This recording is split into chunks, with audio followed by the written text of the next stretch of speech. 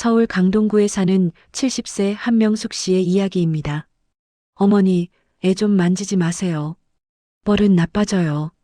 며느리 서연주는 아들이 없을 때 이렇게 말했습니다. 요즘 시대에 무슨 꼰대 같은 소리예요. 명절에 정성껏 만든 음식을 가져가도 며느리는 요즘 누가 이런 거 먹어요? 라며 쓰레기통에 버렸습니다. 손주 지우를 보려고 해도 바쁘니까 오지 마세요라며 만나지도 못하게 했습니다. 아들 준혁이에게 말하면 엄마 연주 말이 맞아. 요즘엔 그렇게 안 해라며 아내 편만 들었습니다. 겉으로는 공손한 척하지만 아들이 없을 땐 돌변했습니다. 억울했지만 참았습니다. 며느리니까 이해해야지. 하지만 가슴속에 응어리가 쌓여갔습니다. 언젠가는 본색이 드러나겠지. 어느 날 명동거리에서 며느리를 우연히 봤습니다. 낯선 남자와 카페에 앉아 손을 잡고 있었습니다. 며느리는 저를 보자 황급히 손을 뺐습니다. 어머니, 이분은 직장 동료예요. 업무 이야기 중이었어요. 하지만 두 사람의 분위기는 업무 관계가 아니었습니다. 집에 돌아와 아들에게 말했습니다. 준혁아, 연주가 남자랑. 엄마, 연주 의심하지 마. 직장 동료라잖아. 며느리가 끼어들었습니다. 저를 감시라도 하세요? 진짜 기분 나빠요. 그게 아니라, 준혁 씨, 나 이런 거 참을 수 없어. 며느리는 울먹이며 방으로 들어갔습니다. 아들이 저를 쳐다봤습니다. 엄마, 그만해, 제발. 내가 잘못 본 걸까? 잠을 이룰 수 없었습니다. 사립탐정 강민지를 찾아갔습니다. 며느리를 미행해 주세요. 제 착각이길 바라지만 2주 후 탐정이 전화했습니다. 어머님 만나 뵙죠. 사무실에서 받은 사진들. 며느리가 남자와 모텔에 들어가는 모습, 손을 잡고 걷는 모습, 키스하는 모습, 5년간 만나온 것으로 보입니다. 직장 상사네요. 손이 떨렸습니다. 탐정이 또 다른 사진을 보여줬습니다. 그리고 이 대화 내용 보세요. 며느리가 남자에게 손주 사진을 보여주며 우리 아들 자기 닮아서 잘생겼지? 라고 말하는 모습이었습니다. 설마 친자 확인이 필요할 것 같습니다. 지우가 손주 지우의 머리카락을 몰래 채취했습니다. 아들 준혁의 머리카락도 DNA 검사를 의뢰했습니다. 일주일은 지옥 같았습니다. 결과가 나왔습니다. 부자관계 확률 0%, 친자관계 아님, 주저앉았습니다. 4년간 손주라고 믿고 키운 지우가 아들의 친자식이 아니었습니다. 하지만 즉시 말하지 않았습니다. 더 확실한 증거를 모아야 했습니다. 며느리의 외도 증거, 문자 메시지, 통화 기록. 탐정은 모든 것을 확보해줬습니다. 이제 끝장을 내야 한다. 며느리가 먼저 이혼을 요구했습니다. 우리 이혼하자. 시어머니 때문에 못 살겠어. 아들이 당황했습니다. 연주야, 무슨 소리야? 어머니가 나를 감시하고 의심하잖아. 참을 수 없어. 며느리는 짐을 싸기 시작했습니다. 위자료랑 양육비 많이 받을 거야. 지우는 내가 키울 거고. 조용히 말했습니다. 그래, 이혼해라. 하지만 위자료는 한 푼도 못 받을 거다. 며느리가 비웃었습니다.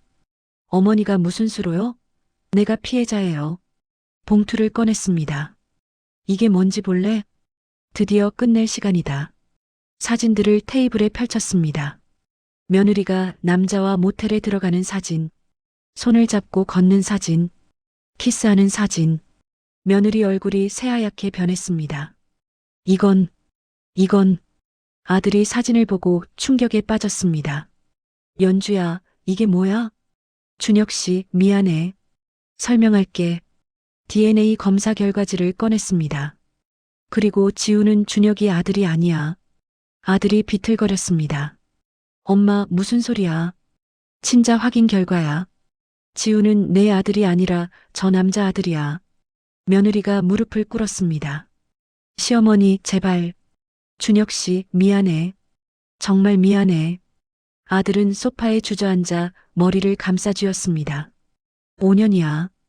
5년 동안 날 속였어? 며느리는 울기만 했습니다. 이제 모든 게 끝났다. 이혼 조정 법정이었습니다. 며느리는 위자료와 양육비를 요구했습니다. 저도 잘못했지만 아이는 제가 키워야 해요. 저희 변호사가 모든 증거를 제출했습니다. 피고는 5년간 외도했으며 혼인 중 출생한 자녀는 원고의 친자식이 아닙니다. 며느리 변호사가 반박했습니다. 하지만 양육권은 친모에게. 판사가 말했습니다. 피고의 유책 사유로 위자료 청구 기각. 양육권은 피고에게 인정하나 피고는 원고에게 위자료 5천만 원을 지급한다. 며느리는 눈물을 흘렸습니다. 아들은 무표정했습니다. 법정을 나서며 며느리가 말했습니다. 준혁 씨, 미안해. 아들은 대답하지 않고 걸어갔습니다. 정의는 구현됐다. 법원 판결 후 3개월이 흘렀습니다. 며느리는 지우를 데리고 떠났습니다. 그날이 가장 힘들었습니다. 할머니, 나 어디가? 지우야, 엄마랑 새로운 집에 가는 거야. 할머니도 같이 가? 아니야. 할머니는 여기 있어야 해. 지우가 저를 꼭 껴안았습니다. 할머니, 보고 싶을 거야. 눈물이 났습니다. 4년간 손주라고 믿고 키운 아이였습니다. 피는 섞이지 않았지만 정은 진짜였습니다. 하지만 보내야 했습니다. 지우의 친아버지가 따로 있고 친엄마가 키워야 하니까요. 며느리가 고개를 숙였습니다. 지우 잘 키워. 그게 제가 할 수 있는 마지막 말이었습니다. 아들 준혁은 충격에서 조금씩 회복 중입니다. 어느 날 아들이 말했습니다. 엄마 고마워.